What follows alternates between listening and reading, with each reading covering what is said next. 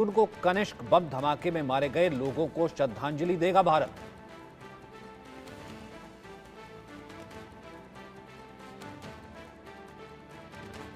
खालिस्तानी सोच का आतंकी निर्चर जिसे श्रद्धांजलि दी गई। कनाडा की संसद में एक खालिस्तानी के लिए मौन रखा गया 1 मिनट का।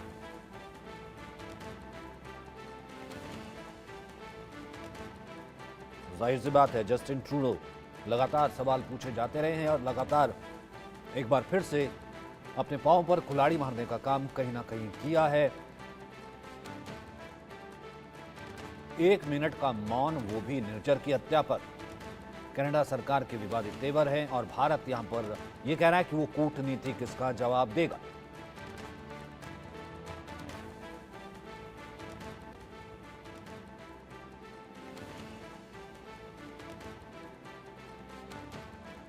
तो फिलहाल ये विवाद बढ़ गया है और भारत जो है लगातार जिस तरीके से हमने देखा है कि खालिस्तानी सोच को कनाडा में बढ़ावा दिया जा रहा था, वहाँ के गुरुद्वारों में कई ऐसी एक्टिविटीज़ को बढ़ावा दिया गया।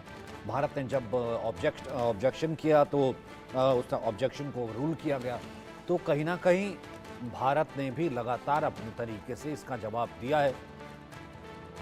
अब वो ये कह रहा है कि इसके पीछे हो सकता है भारत हो, लेकिन एक आतंकी जो कि खालिस्तानी सोच का है उसको आप श्रद्धांजलि देंगे। आप जानते हैं कि खालिस्तान और खालिस्तानी सोच आतंकी सोच है। तो आप अपने देश में किस सोच को पनपने दे रहे हैं जो कि भारत के विरोध में है, और फिर उसे श्रद्धांजलि दे रहे हैं।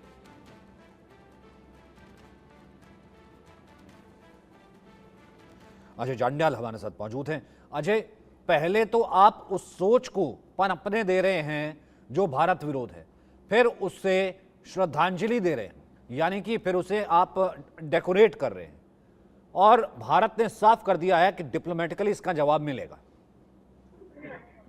बिल्कुल सचिन, आप सही कह रहे हैं। जिस तरीके से आप देखें तो हरदीप सिंह निज्जर की अगर बात की जाए, उसकी हत्या जो है कि एक वांटेड टेररिस्ट था भारत में, और उसकी हत्या वहां पे होती है। उसके बाद जो है पहले विवाद आपने खड़ा किया जब ये कहा कि भारत के एजेंट जो है दिल्ली के वो उसमें शामिल थे, और उसके बाद जब अब आपके दोनों देशों के जो है वो चीफ जो बड़े नेता जब मिलते हैं, प्रधानमंत्री नरेंद्र मोदी और जस्टिन ट्रूडो, उसमें फिर एक बार फिर से एक उम्मीद जगी थी कि ताल्लुकात बेहतर होंगे। मगर बीच में एक बार फिर से आप श्रद्धांजलि देते हैं हरदीप सिंह निज्जर को, जो कि एक वांटेड टेररिस्ट है भारत में।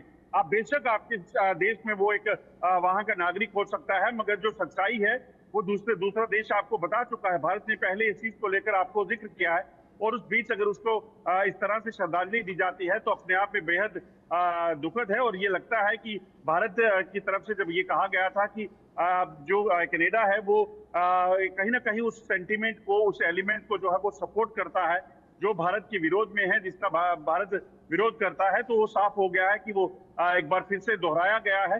मगर इसका जवाब जो है वो डिप्लोमेटिक तरीके से भारत सरकार जो है वो जरूर देगी। पर लेकिन जस्टिन ट्रूडो को क्या समझ नहीं आता? मतलब वही पॉलिसी जो पिता ने शुरू की, कनिष्क के वक्त कनिष्क हो गया, और समझ नहीं आता, और वही खालिस्तानी पॉलिसी। मतलब लिटरली जिसे कहते हैं एक राजनीतिक परिपक्वता तो नहीं, मतलब ये तो राजनीतिक जिसे कहते हैं अपने पांव पर कुल्हाड़ी मारने वाली बात है जो ट्रूडो कर रहा है। बिल्कुल आप सही कह रहे हैं। जिस तरीके से कनाडा इस चीज को पहले झेल चुका है, और आप देखें ये पहला वाकया नहीं है जब कनाडा की संसद में इस चीज को किया गया हो। इससे पहले भी कई बार देखा है कि कनाडा की सड़कों पर, कनाडा के में भारतीय एम्बेसी पर, दूतावास पर जो है इस तरह से कई बार हमले हो चुके हैं। अगर उसके बावजूद भी जस्टिन ट्रूडो को ये चीज समझ नहीं आ रही, तो यकीनन भारत जो चीज उसे सता रहा है कि इसका नुकसान जो है वो खुद वहां के लोगों को, वहां की सरकार को भुगतना होगा, तो वो दिन दूर नहीं है। मगर एक चीज बड़ी साफ है कि जो हुआ है उसके विरोध में भारत खड़ा है। भारत सरकार इसको लेकर जरूर जो है डिप्लोमेटिक जवाब देगी। जो हुआ है, जिस तरीके से निज्जर को वहां पर श्रद्धांजलि देने की कोशिश की जा रही है, वो साफ है कि कहीं ना कहीं खालिस्तानी एलिमेंट को सपोर्ट करने का जो प्लान है कनाडा का, वो कहीं ना कहीं वो जो है वोट बैंक की राजनीति वो कर रहे हो सकते हैं। और जो असल में भारतीय वहां पर रहता है अजय, वो इस चीज को नापसंद करता है। बिल्कुल, आप देखें तो जिस तरीके से लगातार वहां पर जब एंटी इंडिया कैंपेन चली हैं खालिस्तानी ग्रुप्स द्वारा, तो उसमें साफ भारत सरकार ने ये कहा था कि ये चीजें नहीं होनी चाहिए। दोनों देशों के ताल्लुकात में कहीं ना कहीं खराबी हो सकती है। जब उससे पहले जब बैठक हुई दोनों देशों के बीच में, जस्टिन ट्रूडो की साथ जब बात हुई, दोनों देशों के ताल्लुकात बेहतर हुए, तो तब ये कहा जा रहा था कि दोनों देश जो हैं कई इंपॉर्टेंट इश्यूज पे जो है वो काम करेंगे मिलकर और आगे बढ़ेंगे। मगर उसके बावजूद जब इतनी सी इस बात पर, और खासतौर पे निजर हत्याकांड को लेकर जो उन्होंने वहां पर किया, उसके बाद इस बार जो जब उसको श्रद्धांजलि देने का प्रयास किया गया, तो वो साफ दिखाता है कि वो जो उस सेंटीमेंट को सपोर्ट करने का जो प्रयास कर रहे हैं, वो यहाँ कहीं कभी बर्दाश्त नहीं हो सकता।